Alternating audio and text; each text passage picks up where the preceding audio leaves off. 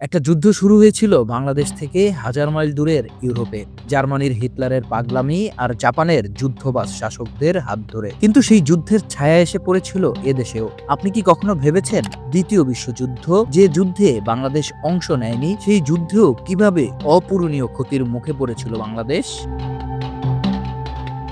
ভিডিওটি একটু স্কিপ না করে শেষ পর্যন্ত দেখুন, আর এমনই ইতিহাসের নানা অজানা অধ্যায় জানতে এখনই সাবস্ক্রাইব করুন, কারণ আমরা আপনার জন্য তুলে আনি সেই সব গল্প যা হয়তো আপনি বইতে পড়েননি। সময়টা 1939। ইউরোপে শুরু হলো ভয়ঙ্কর দ্বিতীয় বিশ্বযুদ্ধ। বাংলা তখনও চলছিল শান্তভাবে, কিন্তু সেই শান্তির সূর্য ধীরে ধীরে রক্তাভ হয়ে উঠতে লাগলো, কারণ বাংলাদেশ তখন ছিল ব্রিটিশ ভারতের অংশ। ব্রিটিশদের এই যুদ্ধ হয়ে উঠল আমাদেরও যুদ্ধ। বলা যায় বিনা অনুমতিতে, বিনা প্রস্তুতিতে আমাদের উপর চাপিয়ে দেওয়া হলো যুদ্ধ। আমাদের মাটিতে গড়ে উঠতে লাগলো ব্রিটিশদের ঘাঁটি। চট্টগ্রাম, কুমিল্লা, সিলেট, ময়মনসিংহ এক একটা এলাকা হয়ে উঠল যুদ্ধের স্টোর হাউস। লোকজনের জমি দখল করে বানানো হলো বিমান ঘাঁটি। স্কুল কলেজে রাখা হলো সামরিক সরঞ্জাম। রাস্তাঘাটে চলতে লাগলো সৈন্যবাহিনীর ট্রাক, কামান আর গোলা বারুদ। এই যুদ্ধ বাংলার মানুষের জায়গা জমি শুধু কেড়ে নেয়নি, নিয়ে নিয়েছিল তাদের খাদ্য, নিরাপত্তা আর সম্মান। যুদ্ধের নামে চাল, ডাল, ধান, গম সব তুলে নেওয়া হলো সৈন্যদের জন্য। ট্রেনগুলোতে সাধারণ মানুষের চলাচল প্রায় বন্ধ হয়ে গেল। ট্রেনের বগিগুলোতে সাধারণ যাত্রীদের বদলে জায়গা পেল ব্রিটিশ সৈন্য আর যুদ্ধের মালপত্র। এরকম সময়ে হঠাৎ বাজার থেকে চাল নাই হয়ে গেল, আর যেটুকু ছিল তার দাম সাধারণ মানুষের নাগালের বাইরে।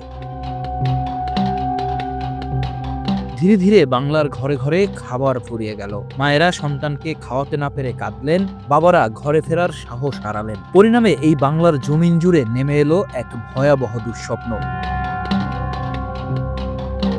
1943 সালের দুর্ভিক্ষ, যা 50-এর মন্বন্তর নামেও পরিচিত।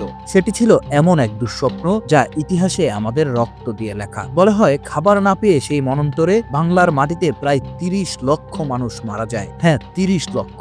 কেউ মরেছে পথে, কেউ রেল লাইনের ধারে, আবার কেউ বা গাছতলায় পড়েছিল। কেউ মায়ের কোলে থেকে চিরতরে চুপ হয়ে গিয়েছিল, আবার কেউ নিজের সন্তানকে মাত্র এক মুঠো চালের বিনিময়ে তুলে দিয়েছিল অন্যের হাতে। ব্রিটিশ সরকার তখন কি করছিল? ব্রিটিশ সরকার একটুও না থেমে যুদ্ধ চালিয়ে যাচ্ছিল। তাদের কাছে ভারতীয়রা ছিল সৈন্য, ছিল রসদ, ছিল জ্বালানির মতো। বাংলার যুবকদের জোর করে নিয়ে যাওয়া হতো সেনাবাহিনীতে। কারো হাতে রাইফেল ধরিয়ে দেওয়া হতো, আবার কারো কাঁধে বোমা বয়ে নিয়ে যেতে বাধ্য করা হতো। সেই ছেলেরা কতজন ফিরেছিল আর কতজন কোনোদিন আর মায়ের মুখ দেখেনি তা কেউ জানে না। এসব কিছুই ছিল আমাদের বাস্তবতা। আমরা যুদ্ধ করিনি, কিন্তু যুদ্ধ আমাদের করেছিল বন্দী। আমরা রক্ত দেইনি, কিন্তু আমাদের ঘাম শুকিয়ে গিয়েছিল ক্ষুধায়। যুদ্ধ শেষ হলো 1945 সালে। পৃথিবী শান্তির আশায় বুক বাঁধল, কিন্তু বাংলার বুক জুড়ে তখনও পড়েছিল শোক, না খাওয়া হাড্ডিসার মানুষ, শূন্য ঘর আর অজানা কবর। দ্বিতীয় বিশ্বযুদ্ধ কি আমাদের রক্ষা করেছিল?